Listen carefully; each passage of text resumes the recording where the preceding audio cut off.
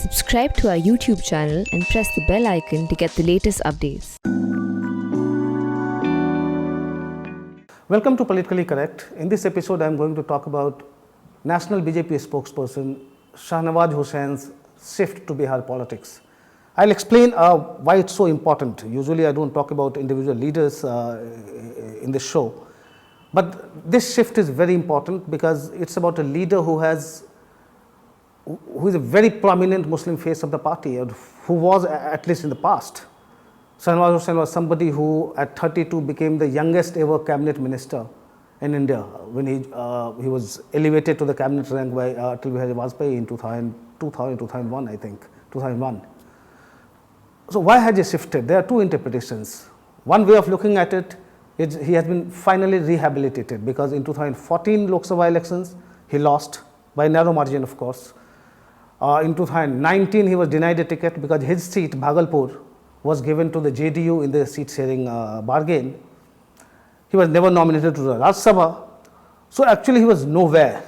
So much so that even in Delhi he became homeless last year, because he was staying in a BJP MP's house, and that BJP MP was also denied ticket in 2019. So he had to vacate that house also and shift to a private accommodation in South Delhi. But that's a small nugget. I mean, just by and by, I came to tell you about this. Why we are talking about rehabilitation? Now he goes there.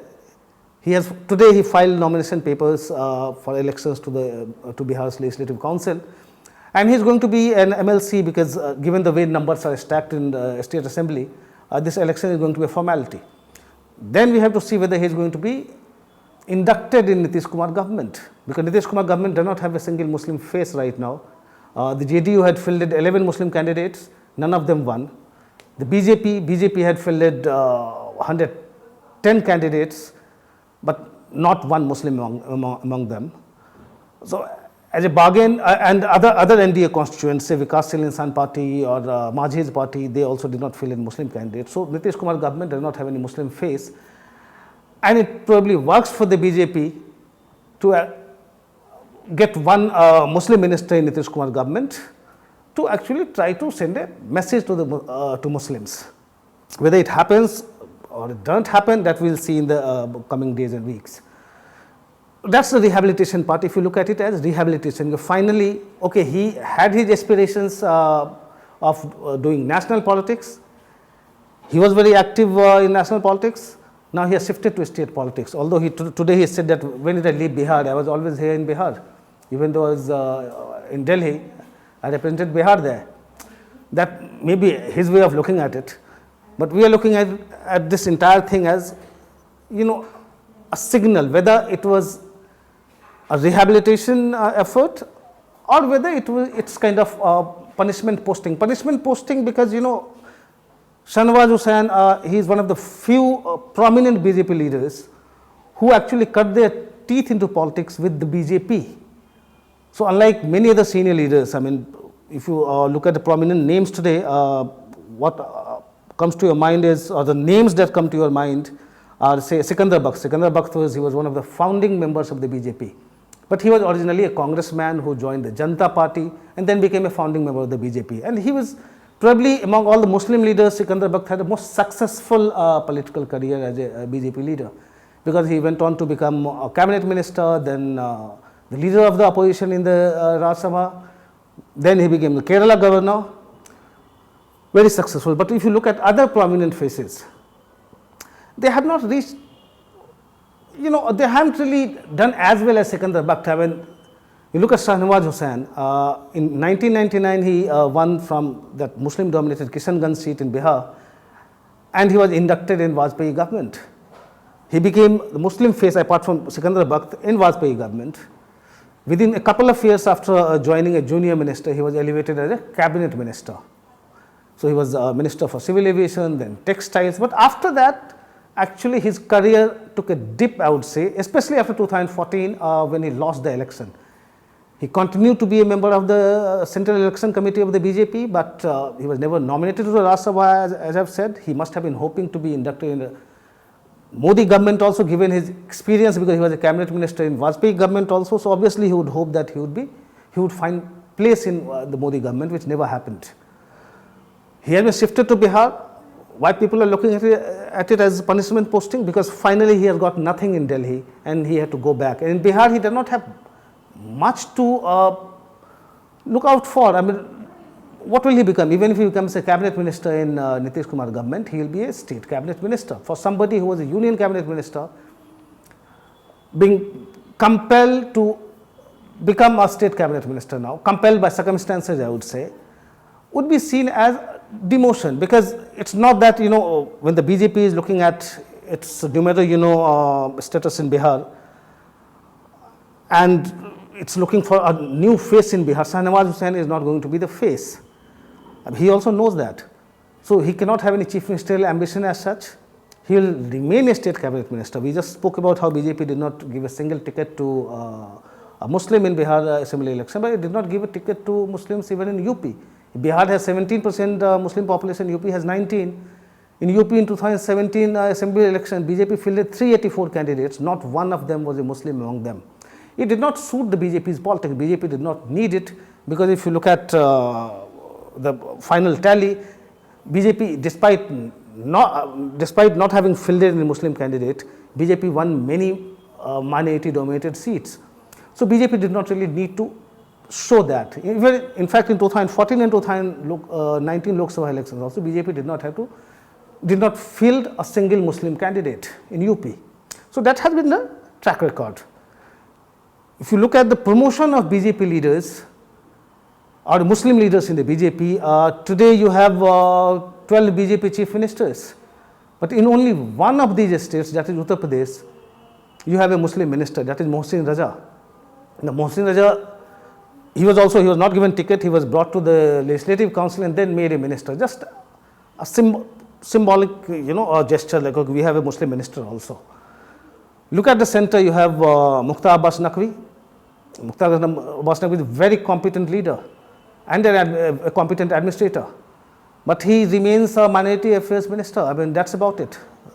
So, I mean, he is not seen as, somebody who should be promoted in the hierarchy and given some very important portfolios. No. So, it's a symbolism we are talking about here, and Shahnawaz Hussain knows it very well. So, he will not aspire for much. He may suit the BJP because he has been, his acquaintance with the Chief Minister Nitish Kumar haven't really been very good. In 2019, actually, when Shahnawaz Hussain was denied ticket, he went public saying that Nitish Kumar took away my seat. Be as it may, but what you expect is now Nitish Kumar, other BJP leaders in the state do not have that stature. Shahnawaz Hussain goes there, he has this national stature. He may create a bit of trouble for Nitish Kumar. Just imagine Shahnawaz Hussain sniping and Nitish Kumar off and on. Nitish Kumar really needs to worry even when he becomes a minister in his cabinet. Anyway, talking about other BJP leaders, and if you see that BJP leaders have not been promoted, it's part of the BJP strategy also, but look at the prominent faces, and most of them came from other parties. But before that, let me give you a nugget of information about Shahnawaz Hussain and why people feel that he was punished. Because he remained, his patrons in the BJP, many BJP leaders shifted their allegiance in the new Modi Shah era in the party. But Shahnawaz Hussain is still seen as people, as a leader who continues to be associated with the old guard, I would say, in the BJP. Now, say for instance, Uma Bharti has been his political patron. And in early 90s, when Shahnawaz Hussain, as a young BJP leader, he was courting a Brahmin, he wanted to marry her. It was Uma Bharti who intervened and who arranged his marriage, because the girl's parents were opposed to this inter-religious marriage. Now, it's not that only Shahnawaz Hussain is married to a Hindu. You have Mukhtar Abbas Naqvi, who is married to a Hindu. I know it's not germane to what we are discussing today, but I just happen to recall that, Shahnawaz Hussain, he would often make this comment, religion has nothing to do with love. Of course, that was long time back, but he is not the only Muslim leader in the BJP who is married to a Hindu. There are many others. In fact, Sikandar Bakht, one of the founder members of the BJP, he had married a Hindu way back in 1950s, and it had created a huge controversy. Coming to Shahnawaz Hussain politics, as I said, like, he's being seen as somebody who is still attached with the old guard. Now, Uma Bharti for one. Sushma Swaraj was actually his, late Sushma Swaraj was actually his main political patron. And of course, Vajpayee, who had inducted him in his Council of Ministers and then in his cabinet. And then promoted him as a cabinet minister. So why is it that you do not see those prominent faces making it that big in the BJP? Say, talk about Nazma Heptullah. Nazma Heptullah was deputy chairperson of the Rajya Sabha for about 15-16 years. She joined the BJP. Well, she found a place in the union cabinet also, but now she is Manipur governor.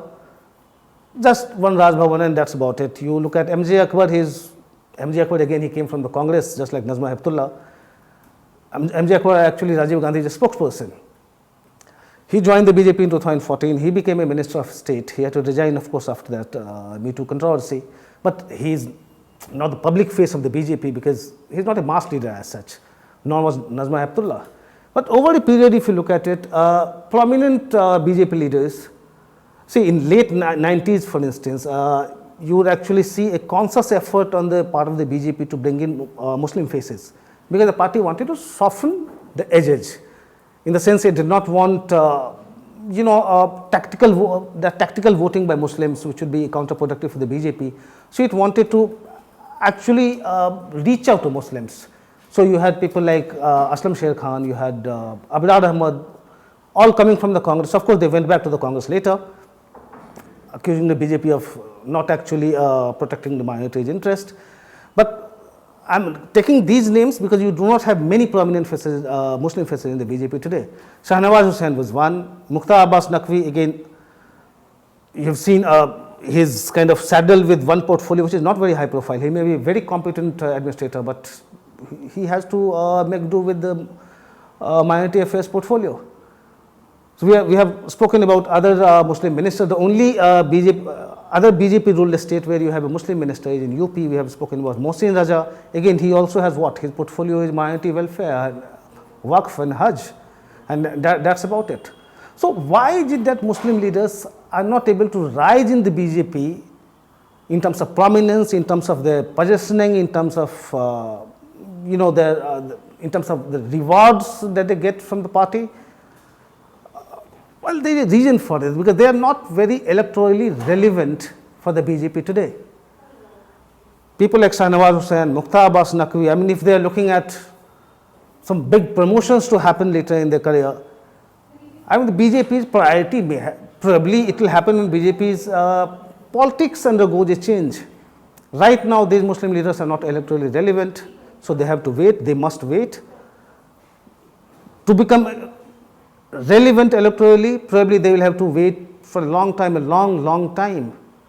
So in the meantime, for leaders like Shahnawaz Hussain, they are better off being a minister, say in Bihar or in UP, and that's it for them at present.